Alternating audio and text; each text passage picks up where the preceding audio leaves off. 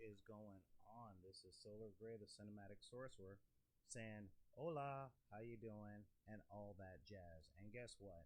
This is an episode of Coffee and Conversation because today I just needed a conversation with some people. Um, I am not in the best of spaces right now, as some of you guys have been wondering, like, where have our live performances been? Where is that going? It's a rough time of year for that kind of thing, and I'm literally just getting over a psychological and physical set of injuries. So now I'm back. I can move again. I can talk, and I'm having oh, I'm coming in faint. Thanks, man. Thanks a lot. Apologies for the video quality right now. As it stands, yeah, as it stands, the lighting out here in the studio is not up to par because I've been doing some rebuilding as much as my body will allow me to go. So, I want to give a massive thank out there to my patrons who are here, and the people that are over there. Let's see if I can pull this up real quick. Because, yeah, I didn't even pull up the chat or anything like this. This is like a real informal thing. The kind of thing that would happen on Twitch. But I am here with my good friend, Mr. Williams, just to say, hey, what's up? What's going on? How you doing, Mr. Williams? Hello, folks. How y'all doing? Hey, yeah, you did come in. This is great, because honestly, I didn't know whether or not you'd come off of unmute. Yeah, so I'm here. I'm pulling up the chat right now. Let me know. Am I still coming in faint? Do I have to turn up my mic? Been trying to get, yeah, just trying to get all the sound stuff handled. Oh, yeah, that is faint. All right. Well, guess what? We're gonna, yeah, there we go. How's that? All right. So yeah. I haven't muted the other channel yet, but I can see that I am coming in pretty poorly. All right. There we go on that. Yeah, there we go. All right. Ooh. Yeah. See? That became a thing. Now I'm back. I'm back. See, like I said, I'm doing a sound check and all that jazz. Pulling up the chat with all that stuff. So yeah, having coffee and conversation with some folks. And in case you're wondering, channel yet, but I can see that I am. Here's my coffee. Pretty poorly. Man, that does not look good. That does not look good at all. Let me see if I can fix. All right. There we go on that. Yeah, let me see if I can fix a little bit of this lighting. Because yeah, it's making my green screen just look terrible.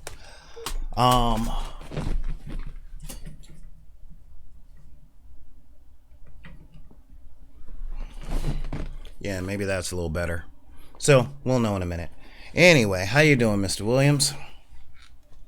I mean, it's always one of those weeks around here, but it's starting to get nice and cool. Got that fall weather going because I can, enjoy that around here. It's good. Yeah, it's not 120 degrees every other day. Yeah, you're saying get that fall weather going. You know, it's like 97, 98 degrees where I am right now. Yeah, it was 96 like 3 weeks ago. So, yeah, it's just it's crazy. It's just crazy. But yeah, so in case people are wondering, again, I'm not putting this up for, this is just out there. I had to talk to some people. I wanted to get a lot of I wanted to have a conversation with you guys and with you, of course, Matt, because yeah, I am not in a great space right now. I know a lot of people get upset around certain holiday seasons. Like, I have friends that can't stand Christmas. I have a lot of friends that can't stand Valentine's Day. You grok me on that one? And Halloween is actually a time of year that I stopped liking right before Obama was elected. It's yeah, it's a little weird. It's a little weird for me because all of my friends look at Valentine or look at Halloween. I was like, that's my day. That's my woo, yeah, that's my day. And I'm like, all right, cool. That's a thing. And I'm not feeling it. I'm not feeling Halloween. I don't know. It's interesting. I've been trying. Now, first off, I put in the description, we're going to be talking about a lot of things today. So, content warning, trigger warning.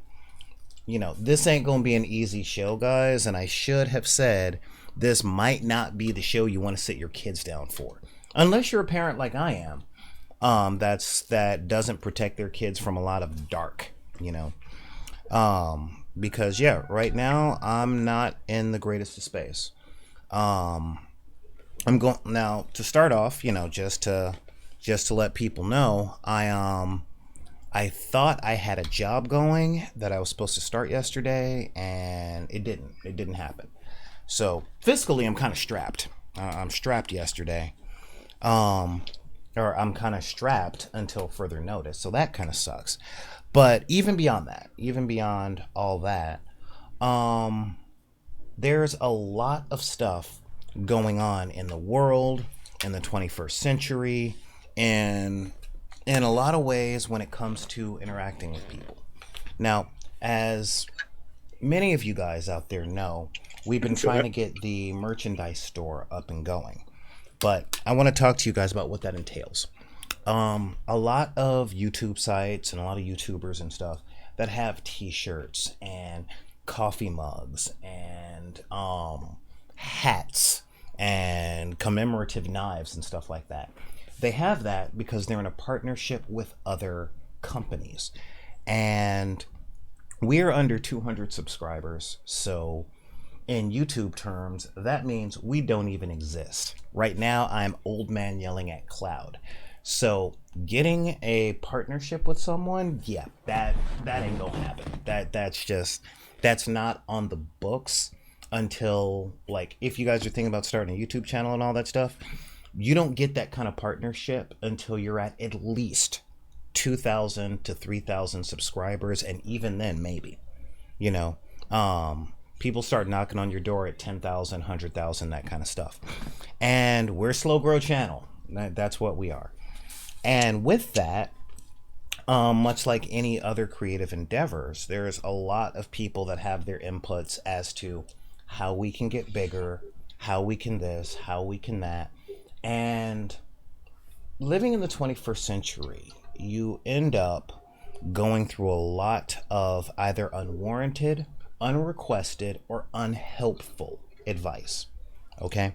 It is known in the YouTube sphere that if you want to get a bunch of followers on YouTube, you have to produce for YouTube. But believe it or not, there is a huge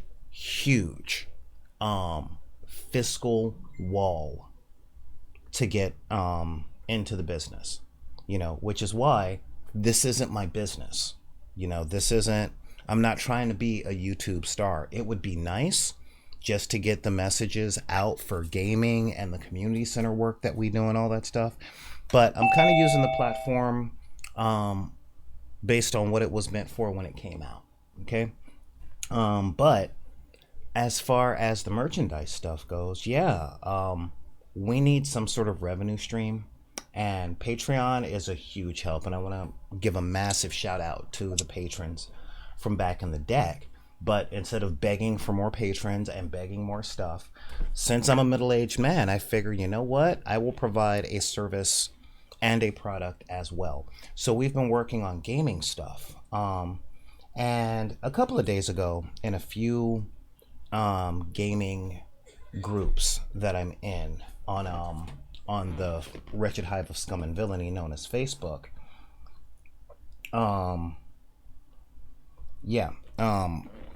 I put out a question about dungeon tiles because they're always something that I wanted to play with personally, and it was always cost prohibitive to go out and buy them. And then when Dwarven Forge became the standard, I mean, dude, these things are gorgeous and they're sturdy, and there's a lot of stuff there is a lot of good things about them because, dude, these dungeons and all that jazz, they are beautiful. They're beautiful pieces of stuff. And by that, I mean, take a look at this stuff. I mean, this is what they look like. This is how they look out of the box. This is gorgeous, and it's great stuff to deal with. The downside is that these are just corners. This is just a bunch of corners with walls. You get 32 pieces of these walls, and it costs $70. And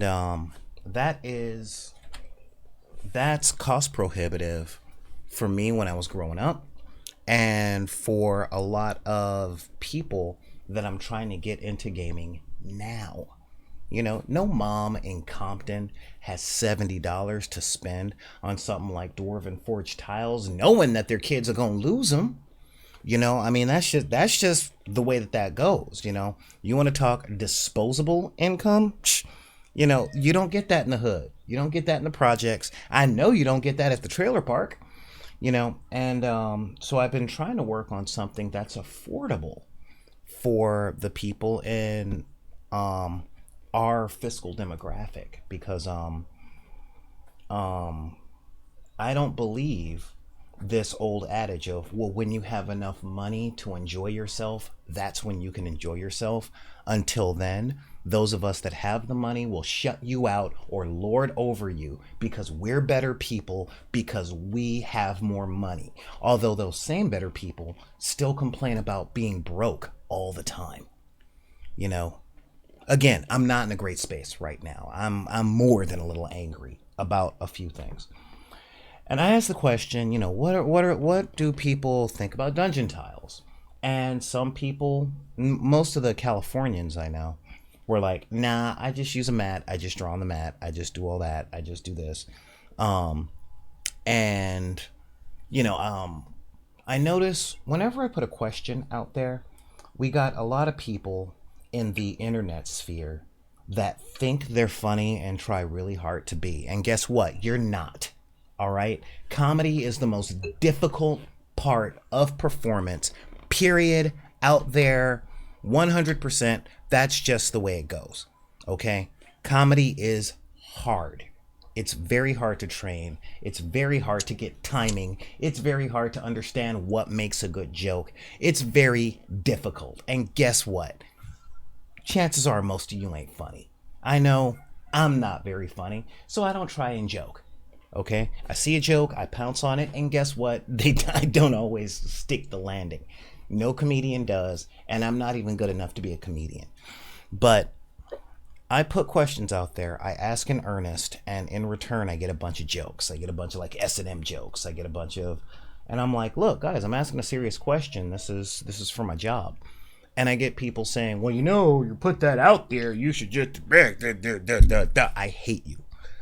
All right. But that's only one thing, and that is living in the 21st century. I get it, okay?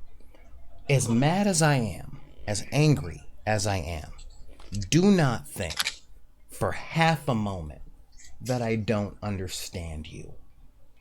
Because guess what? I too have low self-esteem. I too was bullied. And I mean, I was bullied in ways that fortunately, a lot of Zillennials couldn't imagine was the standard that goes unpunished. Okay? I grew up in a tougher time, and times today are a lot less physically violent than they were when I was growing up. Now, emotionally violent, that's different. Psychologically violent, still about the same. So the injuries have shifted. Okay, I recognize that you grew up in a time where being shot or gang raped or being held down and beaten bloody and having your head shaved because you had the wrong haircut, those days are over. Now you get teased, you get doxxed, and chances are somebody is going to call a SWAT team calling you a terrorist, and then you've got people with guns kicking in your door. I get it. All right? I understand with the fears and stuff out there. And this is what I wanted to talk about today over a cup of coffee with somebody else. Because right now, as it stands, I see a lot of people in pain. I see a lot of people that are hurting. And coming from the position that I have, being a 42-year-old man that knows pain so intimately, I can see it in more places than most people are willing to admit. I get that you're hurting, I'm hurting. But there's something that we've been doing that needs to stop. And that is prioritizing our pain whenever we're triggered. Okay? What do I mean by this? Has a friend ever asked you what was wrong? And you made the mistake of telling them? Of course. You know, but you know how when you tell them Yep. what is wrong, it reminds them of something that they're going through, and then the conversation turns into a fight about how you don't care about what they're going through, or it becomes this pain Olympics, this stupid conversation of who has it worse. Mm-hmm. You know, and I get where that comes from. I get this idea of emotional scarcity. Okay, well, if we handle your pain, there won't be any positive emotion left over to handle my pain. I even get that comes from interacting with people on a daily basis who all say, we're only going to deal with one thing. We can only deal with one problem at a time. We'll only deal with LGBT stuff, so we're not going to deal with emotional abuse stuff.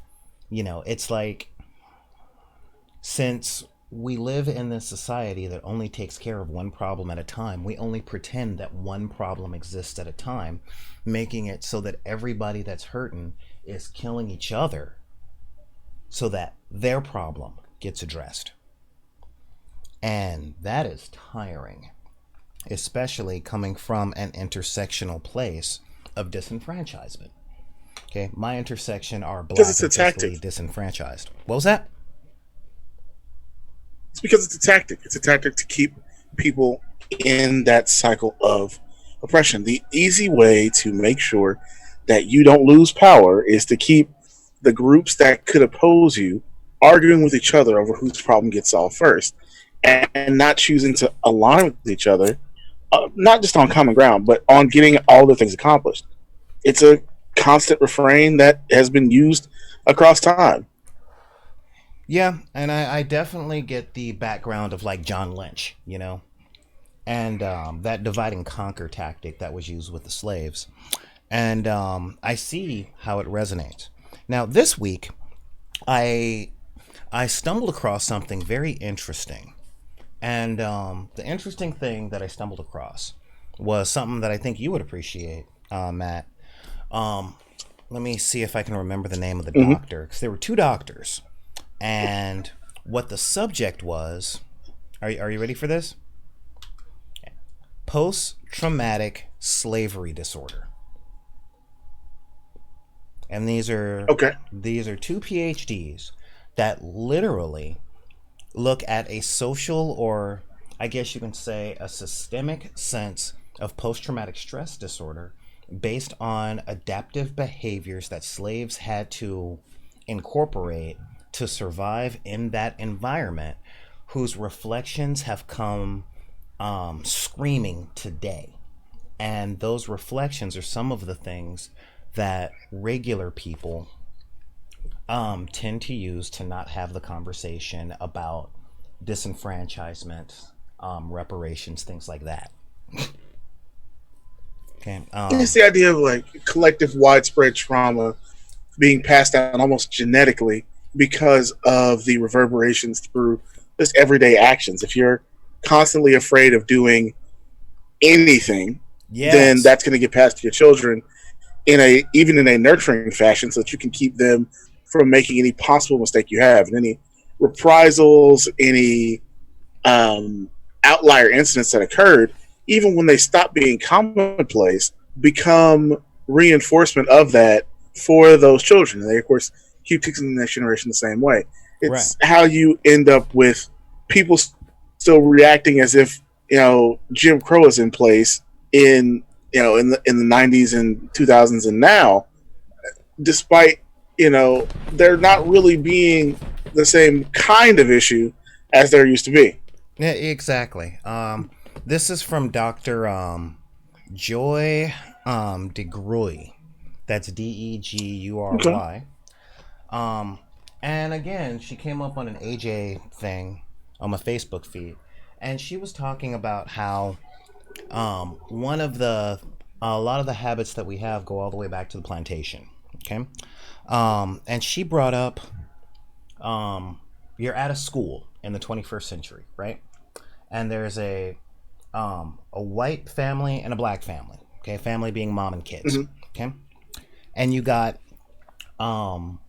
have the white kid is excelling, and the black mom comments on it like, "Hey, I see that Tommy's doing well."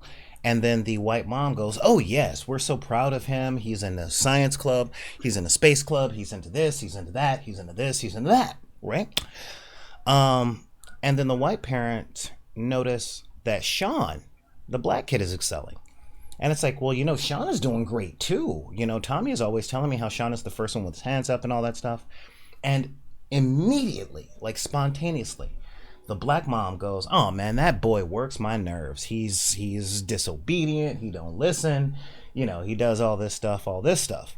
Now, Shaun and Tommy both hear this, and that talk puts damage in Shaun's head, because it's like, well, even other people are seeing how good I'm doing. Why can't you be proud of me? Why can't you do this? Now, the secret, if you go all the way back to the plantation, is you got Harriet in the field. And the slave master comes up saying, "Wow, that boy right there looks pretty strapping and strong, and it looks like he's doing his work." Harriet then has to be like, "No, that boy is trifling. He's stupid. He can't learn. He can't do all this," in order to turn the slave master off from noticing the good parts about the young boy and then selling that young boy to someone else. That's one of the places that comes from. And but by the time that Shaun in the 21st century actually learns that history, if they learn it at all, the damage is done. Shaun is growing up thinking that there's nothing he can do to please his parents. There's nothing that he can do to excel. There's, no matter how good he's doing, it's just not going to be good enough.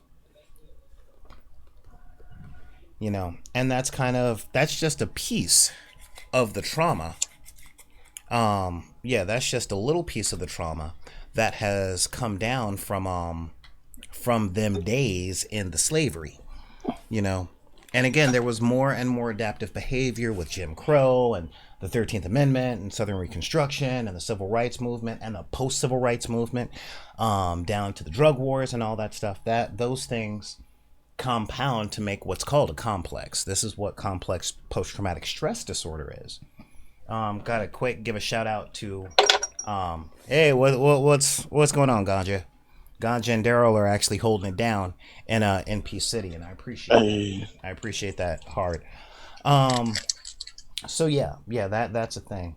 Now, being an entrepreneur, as it is, an entrepreneur, and hopefully a figure that's trying to push for a little social change in the long term, I butt against these things a lot, between my black friends, my white friends.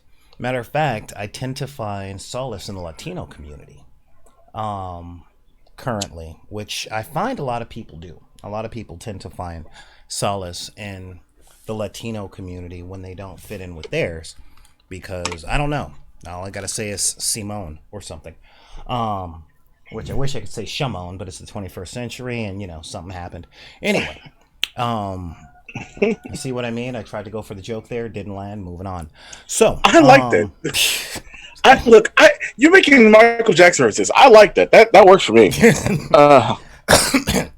Yeah. So, I mean, I've been on a Prince kick today, but I like a good MJ reference. Hey, you know what? Ain't nothing wrong with Prince. All right. I used to say if a 4'9" man in freaking high heels can do it, I damn well better be able to do it. Still not as good a bass player. Exactly. But, yeah, it's a thing. So, as I was saying, with the way that this stuff has come down, I come across this a lot. I notice when I try and introduce new things into the worlds that I'm in, I tend to come across two problems. With my black friends, it's one thing, but it manifests in two different ways. And it's fear of the unfamiliar. And there's a lot of that happening in the 21st century. I go to my friends, my black friends and my black cousins and stuff, and I'm like, hey, I want to get you guys into role-playing games. It's really good stuff. I tell their parents it'll really help with school. And it's like, well, I like everything that you're saying, but that Dungeons and Dragons stuff is of the devil. So can we do it a different way? And I'm like, look, this is the help I'm offering. Now you can either, trust that I'm not trying to sell your children's souls, and I'm trying to help them, I don't know, learn reasoning and math and creative writing and all that stuff in a way that they will find entertaining and possibly help them get out of this housing project. Or you can keep doing what the preacher that kept preaching prosperity gospel said to you, and make sure that your kid grows up as stressful and fearful as you. Your call. At least this is what I want to say, but you don't go at a black mom or black grandma like that. Because, it don't matter how old you are or how tall you are. If they can't hit you, they will shoot you. Especially if you're talking against the preacher. Which, for the record, it should be known that I'm not Christian, but that doesn't mean I didn't grow up Southern Baptist. So... yeah. So, prosperity gospel, I ain't there. And I'm not down with Christianity, given that Christianity as given to my people was originally given there to trick them into thinking that they are slaves and chattel because God said so, not because man wanted to line his pockets. Just one of those things. But I digress. Like I said, today is angry. I mean, we could get into the whole notion of like Ethiopian Christianity and essentially getting to the same place without having the effect that it unfortunately comes with here in America. But I understand why you're angry. Don't worry. Yeah. So, but yeah. So when I talk to my black people, I see something and I say my black people, because don't worry, I'm going to talk about my white friends next. Because what I see is that this is a very cultural thing. And by cultural, I mean American cultural. The one place we come together is in this horrible place. We come together on the worst things, okay?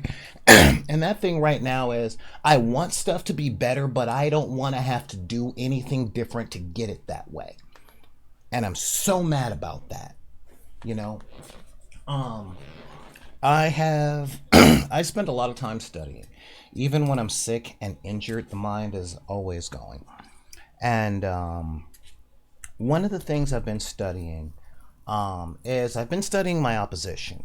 Okay, I've been studying Jordan Peterson, and Ben Shapiro, and Steven Crowder, and Stefan Molyneux.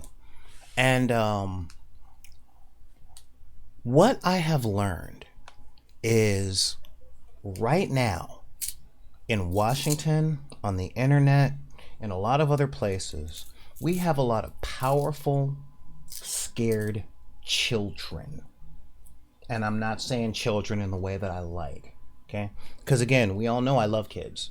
I think that I know that they're the actual future, and the ways that we treat them today will determine how they run the world tomorrow. If you don't believe me, look at the world today and look at all the people who are running stuff, and let's try and think back to when they were kids, because that's what everybody's fighting for. You know, we got the alt-right over here fighting for when their neighborhood didn't have any brown or black people in, and they could play hockey and football in the street, and everybody was happy, and nobody had to think about anything like gang violence or fiscal instability, because that's what it was like when they were kids, as far as they understand, because their parents hid the stress of not being able to make the mortgage from them. And for all y'all out there from the working class, I'm talking about y'all in the projects and the trailer parks, y'all know who I'm talking about. You know what it's like, because your parents didn't hide that. You know, I'm talking, you know, so I'm saying, back me up if when you asked for a new pair of shoes, your mama or your daddy pulled out the monthly bills and one of their check stubs and said, this is what we got to spend. So be happy with what you got. Or, no, you're not getting those Jordans. We got to go to Payless because you do need shoes. But in order to get them shoes, I got to not pay the water bill. You know? And I got to say, you know, seriously, thank you to my mom for sitting me down every time the phone bill came in and showing me where the money was coming to, you know? I mean, am I just ranting like a crazy person or what, Matt? No, I mean, look, I didn't have the same struggles you had.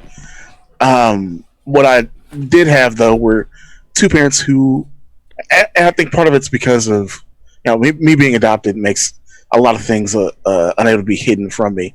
But my parents were always very careful to not let the stress of what they were dealing with get passed on to me, but very clear about the reality of every situation.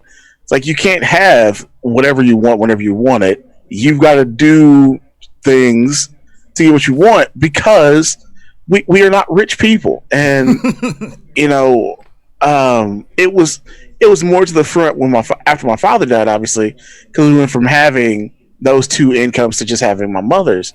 But you know, I would admonish anybody who is out there now listening, going, well, we didn't have to worry. We didn't. It's like, your parents were just very good at hiding what was really stressing them out from you.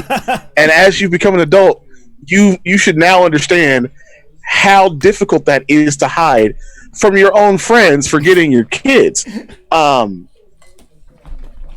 have had this constant discussion with a friend of mine, and he's like, man, I'm just stressed out. I want to let my girl know what's bothering me. And I tell him, like, listen, you can tell me, we can have these discussions. I gladly take that on for you, because there's somebody in your life that you want to protect from whatever the problem is. And in his case, it's job related, but it's not money at the job related. It's like, tell me the stuff and get that off you. We got to be there for each other in that fashion. And man, that's the unfortunate thing with life, especially as parents. Like, I do not envy the job y'all have to do. You know, I know as it happens, I know how I was as a kid. I would not want to have to raise me. You know? Oh man, I joke with my mom all the time, because I think she's gotten to the point where she understands there's probably not going to be grandkids. But I joke with her all the time that, you know, the hard part about raising me is not the obvious stuff. It's not pay attention in school. It was none of that. It was but why? Because I had a but why for everything. Oh yeah. Because I wouldn't just take an answer. Yeah. So it was like, how do you explain to this boy this situation without telling him all the stuff that goes into it? And at a certain point, she just started telling me. You know? And I know that helped, because I was the but why, and it was funny. I was talking with my mentors just last week, and we had dinner at my mom's house and all that stuff. And I was saying, you know, the ways that I know I was frustrating was that all of the, I guess you can say, plantation behavior didn't work with me. I had too much curiosity. So it didn't matter how many times you beat my butt, until I got the answer to my question, I was not cool until I got the answer to my damn question. Ooh, man, this went even worse. Give me just a second here. Yeah, until I got the answer to my question. You were talking about that. Huh? You were talking about, that earlier, the effect of, that sort of long-standing plantation approach to things. And it's interesting because I know, because of my mother's like educational background, she was well aware of that in raising me, but would find herself slipping into that at certain points as well. Yeah. And that would be a moment where her or I would call it out and be like, oh wait, I can't talk like that. And it's always interesting because I can remember her talking about the stress of me and trying to be just saying it in a joking fashion, but it can be hurtful. And I can remember being 12. My dad was still alive at that point, and it explaining like that's painful to me. And she stopped doing it after that. There were certain things that she said I won't get into here. It's not important. But there were certain things that she would say when talking about me to other people that, fit in that same example that you were giving. And, since then, finally, it's just been okay, I don't talk like that. And it was like, all right, now we have a place to be, Yeah, no, that's a real thing. There we go. Sorry, I had to do some. Yeah, that's a little better.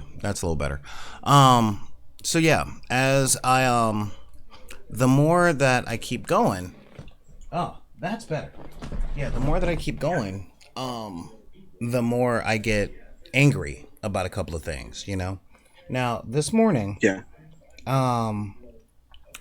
I did what you should never do. And that is, I checked my social media as soon as I woke up. And for someone who thinks as much as I do and who is recovering from the emotional trauma of serious burnout, I saw I think about my interactions with my friends, a lot of times with my significant other. And I understand that people are afraid. I do. I understand that people are afraid all the time, in the sense of people want to matter. They want to be recognized and acknowledged, especially if you grew up in the 90s. And I mean, if you were a teenager in the 90s, if you're Generation X like I am, you were ignored. You were ignored. You were neglected. You were a latchkey kid. You weren't allowed to have an opinion because you were too young. And even when you didn't have an opinion and when you just wanted company, you couldn't have it because you were either taking care of older siblings or raising yourself and watching a lot of TV, because we were really the first generation of teenagers where it was necessary for every adult in the house to have a full-time job. And that means there's no one there to clean the house. There's no one there to cook dinner. There's no one there to let you in when you get off of school, if you're not working to help support the family either. So you got your own key, you go into the house, and you're by yourself most of the time. This is one of the things that I've noticed has surrounded me with introverts. Okay, now, I don't know if you guys have noticed. Actually, no, you know what? I'm going to say this flat out. I am an extrovert. I realize that that's kind of obvious because, I'm on the internet, I talk to a camera, blah, blah, blah. But most YouTubers are painful introverts. I learned this at VidCon and at San Diego Comic-Con. Most of them are painful introverts because doing this, not live, means you're writing by yourself, you're recording by yourself, you're editing by yourself, you're researching by yourself. So a lot of these people have very, very solitary lives. I get it, okay? But I'm not it. I'm not that guy. I need to have friends around. I need to do things with people. Like, an introvert has to recharge their power, and they have to recharge their energy by being alone, and they should be left to do that because me. I get it, all right? But at the same time, in protecting yourself from being a victim, you turn extroverts into victims. Okay? And I get it. You need to recharge your stuff, but y'all need to understand that there are just as many of us out there that recharge by having company, by interacting with people, by going, hey, what you doing? Let's go to a movie. Let's play some board games. Let's do all this stuff and all that stuff. And I get into this with my introvert friends all the time, because when I'm going through emotional hell, they give me their solutions, which is, well, you're going through something, so I figured I'd leave you alone. I'm like, I don't want to be left alone. I need support, people. I need somebody to pick me up and say, you know what? I'm here. Now let's get through this. Let's get through the purge. I got your back. I got your six. Now let's fucking do this in the same way that I do to them. And they just can't get through their heads that when I say I got your six, what they need from me is to have their six from a distance and to just let them be who they are. And I'm like, yeah, no, you do that. Okay? You're if that's what you need from me, that's what I'm given. But what I need from you is to nut up and fucking be there. All right? Nut up and help me out when I need help. Be there to listen to me when I need to rant. Help me through. I definitely need you to slap me in the back of the neck and tell me when I'm being a prick. One of the only sitcoms that I like is called Mom. And when I was watching it, one of the B stories was one of the women were drunk with power and trying to remake this restaurant into her image, and her best friend, that was essentially the floor manager, said, yeah, everybody called in sick today because you've been being a dick. And she's like, what? Well, I thought you were my friend. Yeah, I am your friend, but you just called me a dick. She's like, yeah, to your face, like friends do. I need that sometimes. Everybody needs that sometimes, because anybody, let's be honest, all right? You go on the internet and pick a political side. Doesn't matter, left, right, far right, don't care. You'll be able to see that when people are in echo chambers, they only get worse. They always go bad when they're in an echo chamber. They need an opposing viewpoint.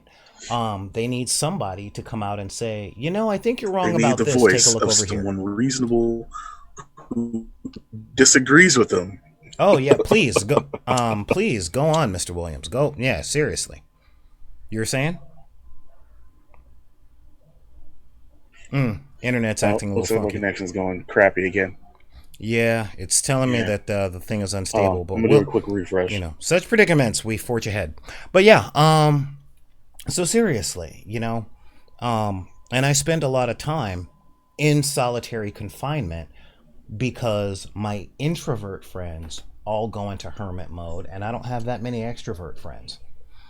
That is psychologically damaging. I'm just letting you know.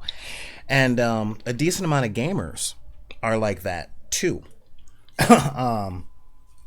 Because again, playing games, be it video games, tabletop games, whatever,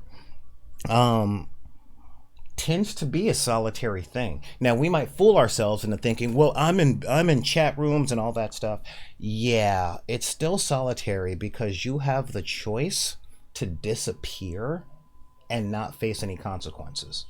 You have the anonymity to act exactly the way that if you acted in front of your parents when you were a kid, you were at least going to get grounded, if not 5 across the eyes. That's and working without that anonymity, that's a real thing. That is a real and important thing, so yeah. So I mean, it's a real thing. And over here in the chat we're like, without that voice we get Tim Burton. And I'm like, yeah, we do, we get Tim Burton. So yeah, now I want to talk a little bit about depression, okay? Because depression seems to be tied for, if not the biggest psychological malady of the 21st century. Okay, it's a three-way tie between ADD, actually no, depression, i.e. bipolar disorder, you know. Yeah, so it's really tied with ADD, you know. It's it's a messed up place because only professionals know how to deal with depression. All right, and again, for those of you guys that watch the shows, I'm all up front. All right, the reason I went on that extrovert rant is because it's easy to look at this and to think, well, that's just how he is, but that's not the way it works for every YouTuber. You know, for every person that's on YouTube or something, some of them are putting up a mask of authenticity, some of them are authentic. It's really hard to know which one until you meet them in person, or you watch all of their work and they start complaining about meeting new people, going to places that aren't already familiar to them, or leaving their comfort zone, which happens to consist of 4 of their closest friends, the one place they go hang out a lot, and maybe 2 square miles of the city that they live in. That's just one of those things. And so yeah, I'm letting you guys know out there, if you guys watch my videos and you see that I'm boisterous and I'm enthusiastic and I do all of this gesticulation, guess what? This is what I'm like when I'm not on camera as well. Except I cuss a lot more. But, you know, it's, you know, that's one of those things. I use more profanity. He really is, people. This is him 24/7. You know. This is my guy all the time. I love him for it. You know, but yeah, I mean, that's just the thing. I don't get me wrong. I do know how to act, okay? I do know what acting is. I just have a very difficult time knowing when I'm on stage, proverbially. Okay, when I'm on a stage and there's a director going, action, all right, then I know. But like when I'm in social situations, this is me all the time. All the time. And and the fact is that makes a lot of people uncomfortable. And it's cool. I get that. But the depression, the lack of self-worth, the scarcity and emotional currency that most people live under, this has put me in a terrible place in here, okay?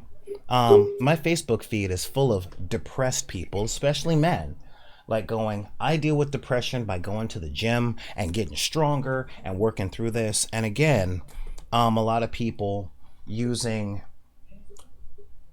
I brought up unhelpful advice at the beginning of this broadcast. And when I say unhelpful advice, yeah. I brought that up not long ago. But the most unhelpful advice you can give is a generic template of advice when that generic template doesn't apply. Okay? I got black people telling me, oh no, you just got to come correct and you got to flip the script. It's like, what the hell does any of that mean? You know, and I've got my white friend saying, well, you shouldn't care so much about what people think of you, when I'm paralyzed with fear because I'm afraid that somebody is going to call the cops based on something that they think, in opposed to me actually being a danger to my friends or others. You know, you see what I mean? And it's like, well, you can't be worried about that kind of thing. And I'm like, bitch, you're not the one that's going to get 5 bullets to the chest because somebody in the apartment across the street sees you crying and decides to call the cops. And then the cops show up afraid because, well, the number one thing that cops are in danger from is blah, blah, blah, blah, blah. You know, that's not the life that you live. So having things, you know, and again, I'm real upset with a lot of my people right now because if I hear one more black person say, or if I hear one more person, especially black people, so I'm holding us even more responsible, say that black people need to stop using the color of their skin as an excuse to not do better, somebody is getting a sock full of oranges. All right, I'm dead serious. Because this only if they're sweet Velasquez oranges. They taste great and don't leave a mark.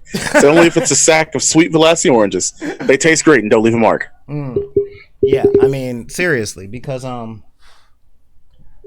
when people give unhelpful advice, when they feel that they have to say something but they don't know what to say, I'm going to give you guys a key right now that I wish someone had given me when I was 19, and it would have saved me so much complication.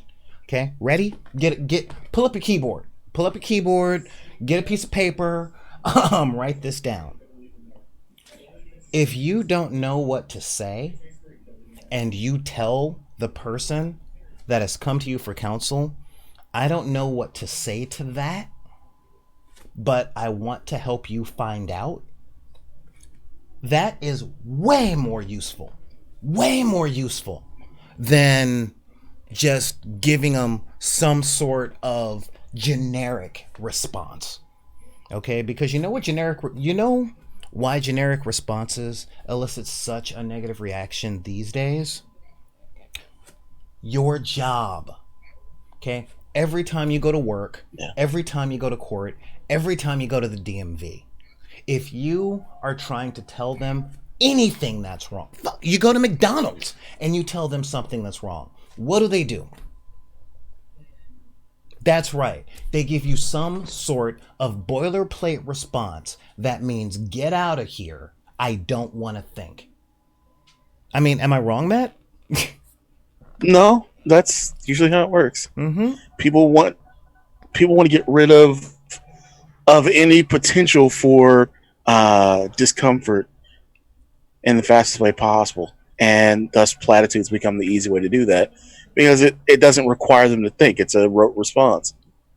Yeah, exactly. Now, if a person is dealing with rote response from their coworkers, their boss, every person behind a counter they come into, from the liquor store to the fried chicken place to the McDonald's to the DMV to the Social Security office to their insurance companies to their medical care, hearing it from the people that are supposed to care about them, their friends and families,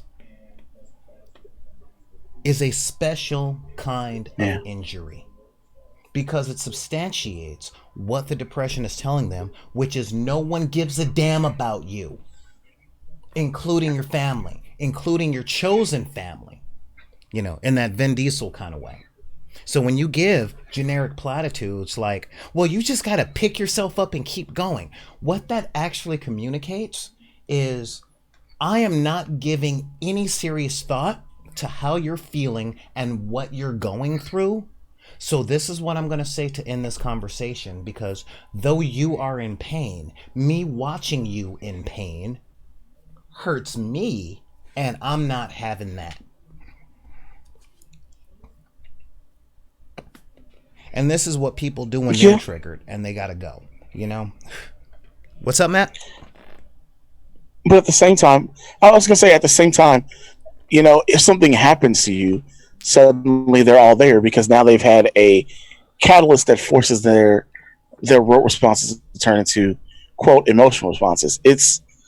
Look, without getting into my own issues with depression and how my hyper logical brain attacks me on a regular basis, it gets very dangerous, because at a certain point you start understanding that these are responses to keep them away from what your life really is, and you can tell who, quote, means well versus who actually cares about you in those responses. It's,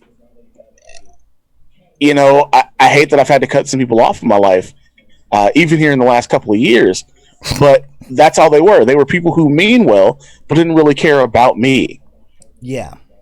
And I'm sure, none of them are watching the stream, I'm certain, but if they were to watch, they would understand that's the reason why you don't have the access you used to have to me, because you didn't actually care. You were just somebody who means well and ultimately really cared about what I was offering you, not what you were offering me. Right.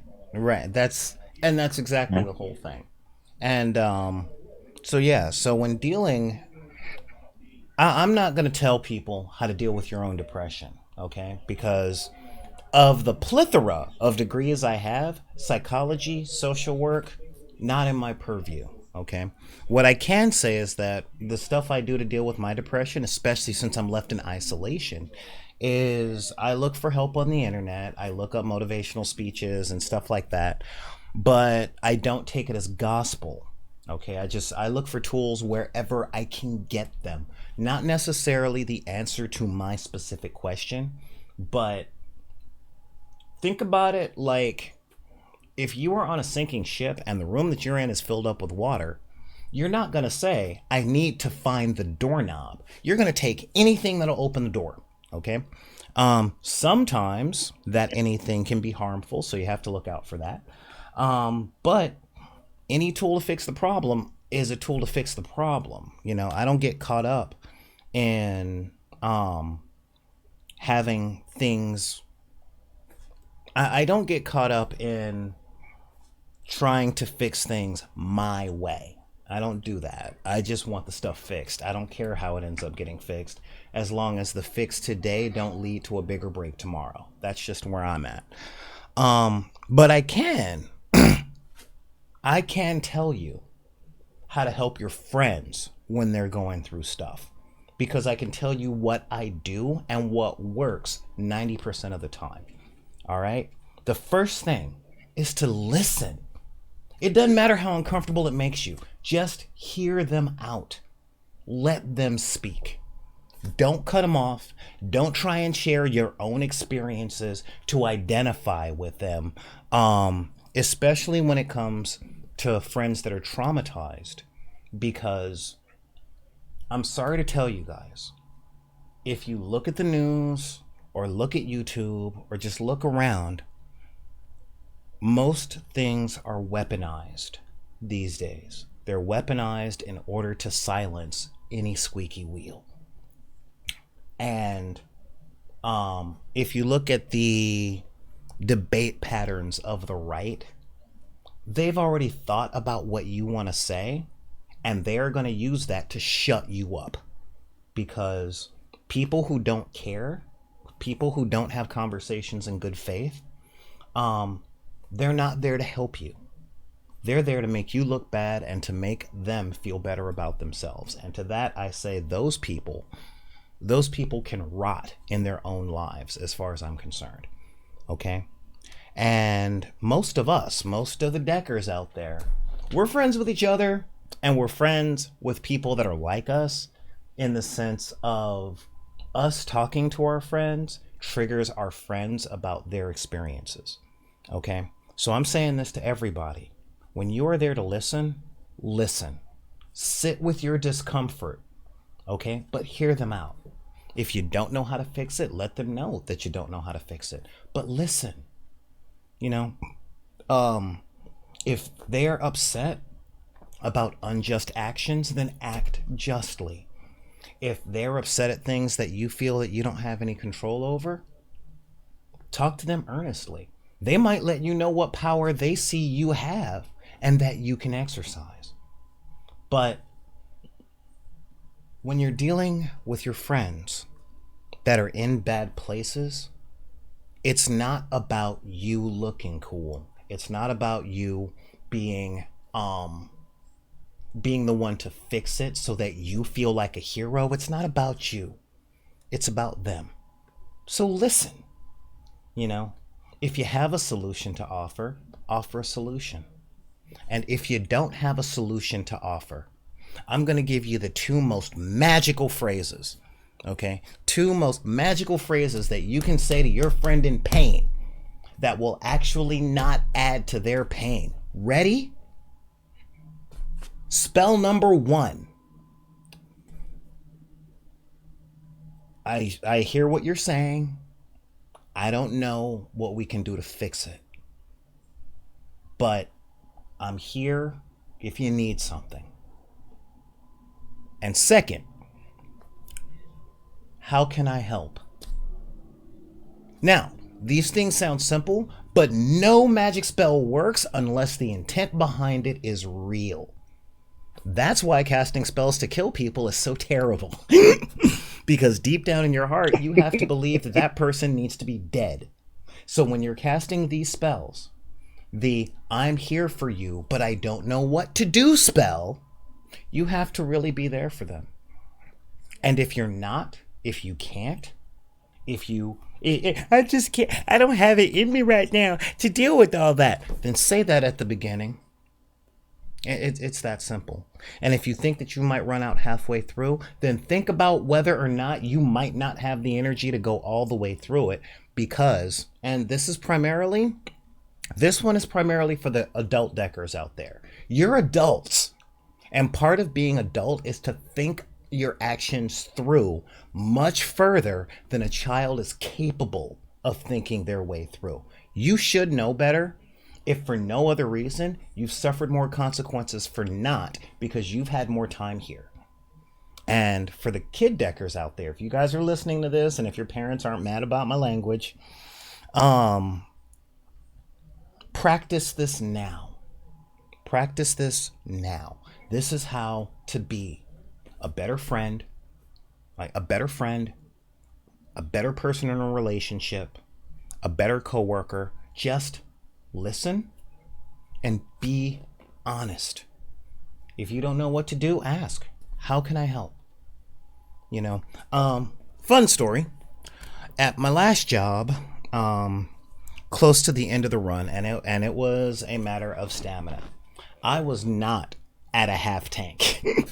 Okay. But somebody else was going through a major thing with another coworker.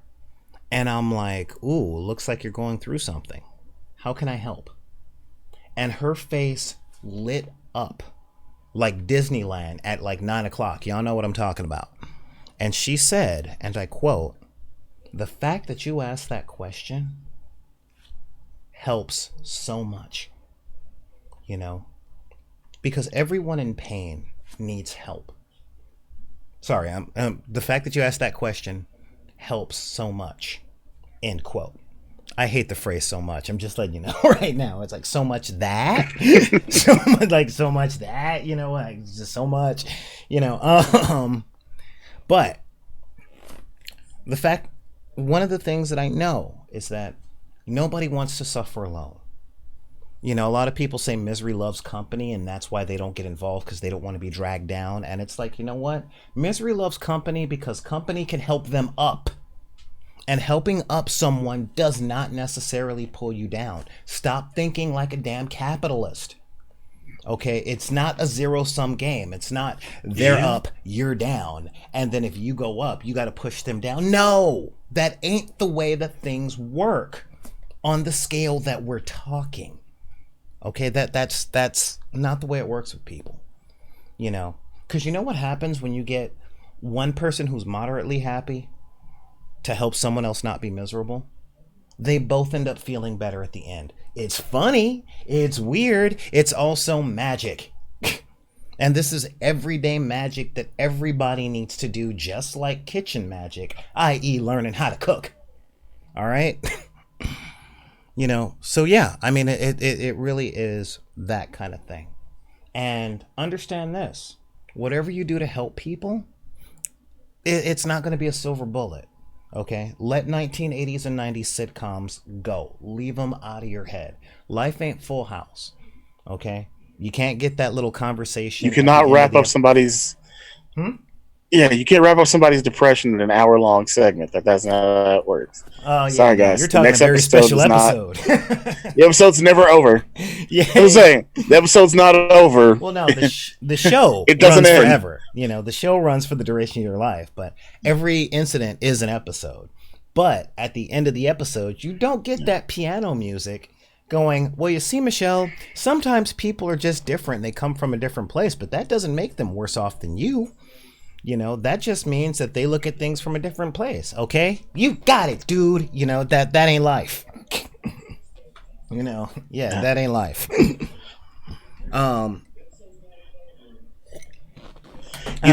That does remind me of one very interesting, based on who the person is that said it, but prophetic into some of my favorite things to watch, which of course are stand-up specials. Right. Noted joke thief Carlos Mencia did a special once, and he said, "I know what you're expecting. I make a big joke, end of the show, you laugh, you go home happy. But sometimes in life, my friend, sometimes," and then in silence, he just walks off. All right, that's good. That sometimes that's what it is, and I don't want people, especially if you're listening right now and you're dealing with, your own personal depression, or a close friend or family member's depression. If they're dealing with some major anxiety over something, I don't want you to feel like talking to them is going to suddenly make them pop up, be perfectly fine, and go out into their life as if nothing was wrong before.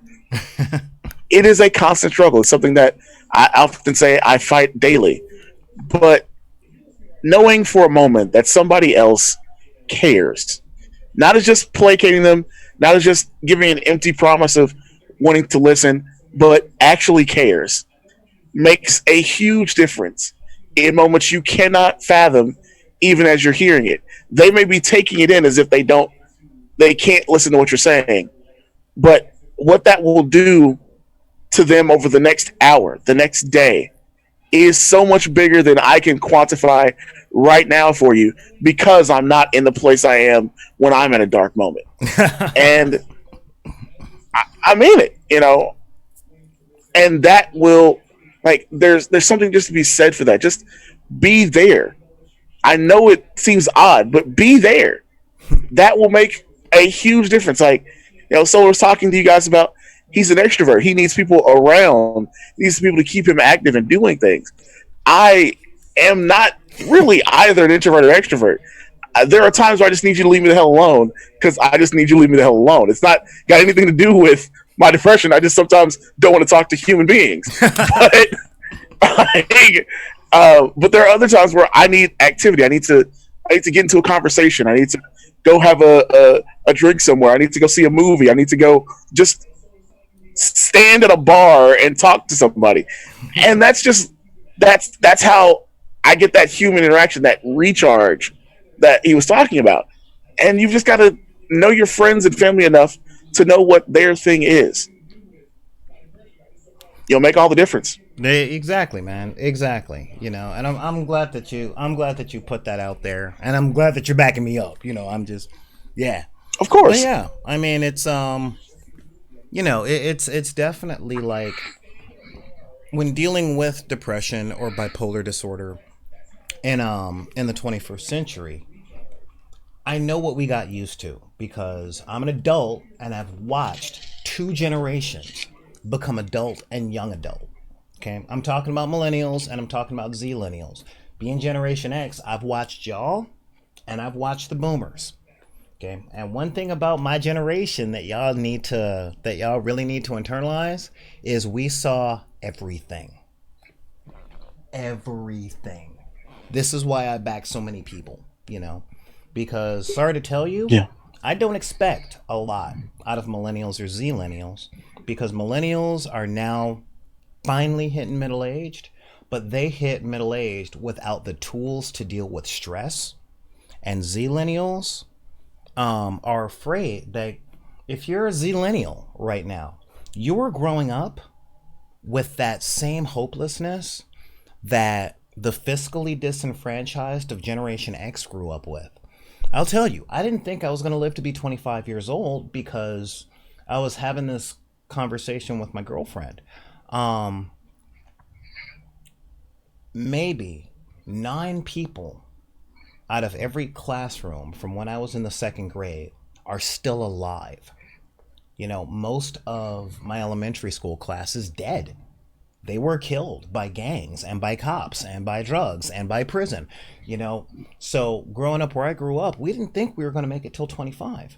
Zillennials have that same fear, not to 25, but that lack of future, because the world is on fire politically in Los Angeles, and because of global warming.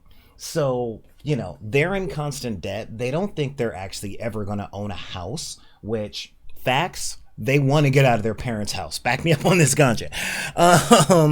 And they don't know if the world is going to be here long enough for them to reach my age. So I get that. I get. Am I wrong, Matt? Yeah. Am I wrong? I mean. No, I think, we have this problem of people have forgotten that, most millennials are my age. I'm 38. in like 3 months, so we'll just call me 38 for now. Um, we are all at that point where you know a lot of my friends have kids and are on their second kid. They're trying to get houses. They have done the marriage bit. Some of them have gone back to school. Like they're dealing with those problems, but they don't have like unless a certain cadre of us, I'll say, got the right tools for dealing with the kind of stuff that comes here. But there's a lot that were, and this is not about to be a rant about participation trophies or anything like that. What I mean is like when I say we were pampered as kids, I mean stuff in like they got rid of shop classes in a lot of high schools. You know, for my age group and younger, they got rid of home ec for a lot of kids around my age and younger. They got rid of things like there was like basically an auto class teaching you just basic driver's ed stuff.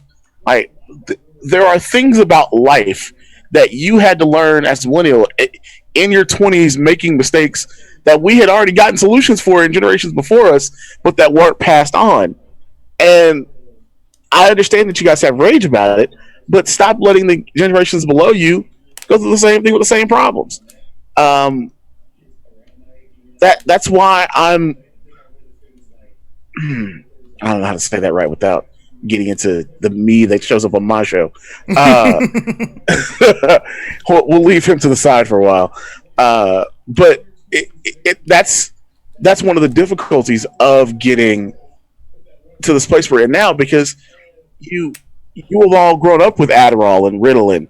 You have all grown up with, you know, without the stigma on therapy, and at the same time, you have lost the access to it because of how our world has reshaped itself in our approach to governance and healthcare, but also because of how we've socially developed. Now, I'm not going to get into the big discussion of society versus civilization. We will save that for the Illuminati episodes. Please check us out over on the Metropolis. But that's what I mean when I talk about that kind of stuff. Like, I don't want people to come away from this thinking, hey, I don't have these tools. I have no way to get them. Why do I have to turn to the internet?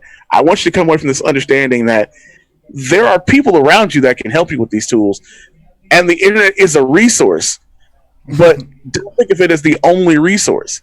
You know, forgetting depression for a second, just stuff in life. I know you guys have probably seen that photo at some point of the woman changing a tire with what looks like her boyfriend just standing over her on his phone. And it's a very interesting photo, and I bring it up here for a reason. Okay. Yeah, I haven't seen that one myself. But I know I would think, personally, she's changing the tire while he's looking up how to do it on YouTube. I mean, that's what I would think. And you'd still be wrong. You'd still be wrong. A lot of people saw that photo and were like, I can't believe that man won't change his girlfriend's tire. And they shouted him down for being unmanly and unmasculine and all kinds of other filthy and disgusting talk that we're not going to get into. But later, that guy put a photo up on the internet of the guy who was basically taking the photo in the first place. And as it turns out, what had happened was they got a flat tire, and he had started fixing the flat. That guy saw it happening, actually. He started fixing the flat, and she stopped him and said, I want to learn how to do it so that in case you're not here, I know what to do. And so she was trying to learn with her boyfriend there as a resource. Oh, man, that's... Hang on a minute. Yeah, keep talking, but I'm with you. And so this guy was essentially trying to make sure that he got some internet fame off of this couple who was really doing things the right way. All they wanted was to make sure, you know, she learned how to change the tire. He was basically standing there to make sure in case anything went wrong, he could help out. And instead of that, the narrative was, well, I can't believe he's not a man and taking care of his woman's flat tire. Nah, she needs to learn how to change flat tire too. And who better to teach her than her boyfriend who's standing there? It's crazy. You don't know what the story is, so look for more resources. And I say that to say, you all have resources around you at all times. it's hard to reach out in any situation and ask for help. But just do it. Even if it's passive requests for help, just take that passive request and start there. Like, hey, don't say to your friend, hey, can you show me how to I'll use something that affects me. Can you show me how to get an agent to sell my scripts? Start with an easy one. Start with, hey, can you show me some like info about agencies? Because I don't really know what it means to have an agent. That's a good one. You know, start there. Like, if you can't make the leap, take a step. Yeah. If you can't take a step, reach. That's all we're saying. Take it in degrees. Whatever degrees you can handle, start right there. You know, to bring it back to the depression and anxiety and the recharge of social batteries. If you can't handle going out to a party with a bunch of friends tonight, okay. Ask if a couple of friends want to watch a movie on the internet over media MetaStream or Facebook Live or Zoom, which is what we use. If you can't do that, message one friend and ask them if there's a movie they recommend to you. Just start somewhere. It doesn't have to be a big thing. Just start with a tiny step. I am glad that you brought that up, man. Thank you. And on the other side of that, when somebody comes to you with one of those tiny steps, if they don't already know what you know, don't make them feel bad about it. You know, I tell people quite often, we are in this position because people don't actually understand how good they have it. White advantage, or the backlash against white advantage, is based on people that don't know what advantages they've been given by the circumstances of their birth. And when I say that, I'm going to illustrate it like this. Hey, is there something I can look at on the internet to figure out X? You don't know that? But everybody knows that. I'm like, look, evidently I don't. You know, this is one of the things that I went through with gaming for a long time. There were the people that had a good internet. This was back in the early 2000s. That didn't have day jobs and could spend 8 or 9 hours looking up every errata and talking to every tournament goer for all these tactics to make sure that they win. That was what they could do, what they had the time to do. But they couldn't conceptualize those of us who couldn't. And it's like, what? This is just how to do it. And I'm like, look, that's your paradigm. Okay? So if somebody wants to come and learn what you have, if they're asking you for help, I'm not going to say don't punish, because the word punish, by definition, comes with intent to reprimand. Okay? But what I am going to say is don't be careful to not take actions that end up shaming or harming the person that's coming to you for help. Okay? When I was... And give them an interesting, like, innocuous version of that. Oh, in that case, I'm going to steal something from Trevor Noah, which is, you've never had tacos? How can you have never had babies have tacos? You know, and of course, this is... I was gonna go a bit more related to on brand with D&D. Oh, feel free. You and I have talked about D&D tons before, but you had never done anything inside the Eberron setting, and that is literally the setting that I learned about D&D from. Oh yeah, yeah. And so we had this discussion of like, wait, you play all this D&D and have never done... Like, yeah, I haven't. It's like, oh, dude, let's talk. I got to tell you all the cool stuff. And you were immediately excited to hear about it, and I was excited to tell you about it. There was no shaming about you not being into it. We didn't get to the, how dare you play this without having known this. Right? Exactly. It was although I would have shamed you had you never read Ravenloft, but you know, that's just the thing. Yeah, no, I'm kidding. I'm kidding. I'm kidding. Folks, he's joking. We're friends. We can joke with each other. You know, but that's the one of those things. It's like, there's a way to just take your excitement for being in the things that you're into and turn it into helping somebody get to that level of excitement. if I say, hey, I absolutely love, you know, bi-fi settings, you know, where it's sci-fi, but it's really more biological focused, and you're like, I've never seen anything like that.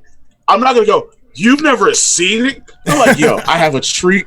I have a treat for you. We're gonna start with the movie Gattaca. We're gonna have a great time, and everybody's gonna have. We're gonna watch Dark City after that. There's gonna be all kinds of great stuff to go on here, and Yeah, that's just and a lot of that's people, how it makes it work. yeah, and a lot of people are, and again, this is why we've become so close in the past couple of years. And make no mistake, y'all, make no mistake. I didn't know what he was talking about until he started listing off movies right there. I'm like, wait, that's a genre of sci-fi I don't know. Oh, like Gattaca, like Dark City. All right, cool, yeah, let's do this. But yeah, that's one of the big things. So try not to shame people for not already knowing what you know, because chances are you're pretty cool, whether or not you feel cool. One of my former co-hosts was going through a divorce, trying to get child custody, holding down a day job, and was co-host on one of these shows. And I'm like, dude, seriously, you were a hero. I know you're exhausted, but what you're doing is heroic, so keep doing it. And he's like, I don't feel like a hero. I'm like, and what do you think heroes feel like? Like, what frame of reference are you trying to access? Because we have this idea that feeling like we have privileges is something that we can quantify. Feeling like we know stuff is stuff that we can quantify. And I understand. That's what children think like. But part of becoming an adult is to realize that a lot of the thoughts that we had as a child may not actually apply in the world where we don't have the safety nets of our parents hiding the dark stuff or someone cleaning up behind us when we're not looking. This is something I got to talk to my people about all the time, because part of Black culture that I think is really dysfunctional is, you don't have the right to be mad at me. You don't know what I do for you. And it's like, well, I'm mad at what I can see that you don't do. So don't expect praise for helping me out behind my back. When I'm telling you that I'm not seeing that you do anything. So if you do something and it's behind my back, don't be mad at me for not giving you credit while I'm mad at you. Just show me that my emotions are based off of faulty data. It's that simple. If you have been helping me out and I didn't know, and I'm mad because it seems like you haven't been helping me out, we both have legitimate feelings on that. The thing is, though, if I would be less upset by the information that you are sharing, share the information so that I'm no longer upset. That way you don't have to be mad at me for not appreciating what I don't know you're doing. So, but I understand. We, in Generation X, a lot of millennials and a lot of Zillennials, we were brought up in a way that was like this. At the end of Guardians of the Galaxy Part 2, during Yondu's funeral, they're playing the song Father and Son from Cat Stevens. And that song just makes me cry all the time. And one of the lines was, from the moment I could talk, I was ordered to listen. And I'm just like, man, Cat, I hate you, And growing up in the late 20th century, you weren't taught to think or reason, you were taught to obey. Because the adults around you were pretty much exhausted and clueless and under the impression that they can't let you know that as parents they don't know. So we were taught to obey. We were taught to just always be appreciative of what people around us are doing, regardless of what they're doing. And if you ask questions, or if you act logically based on the information that you have, you're wrong. And that came with a lot of wackiness. Okay, and the wackiness that I'm talking about is everyone wants praise, everyone wants recognition, no one feels like they're being heard. That's just the world that we live in right now. I understand. And believe me, I empathize. That's why I am here to listen. But in all honesty, in truth, in all of these things that that come down, a lot of these things that I'm just talking about in general, we've got a bit of a ways to go. Yeah, I mean, we have got a bit of a ways to go, and with those ways, it's going to take a lot to get us to the next base. You see what we mean? So, anything you want to add there? Anything you want to add there, Matt? I mean, no, I think we really got to it all. Obviously, we are not professionals. I realize that my baritone voice tends to make me sound a lot more professional than even I am on a regular basis.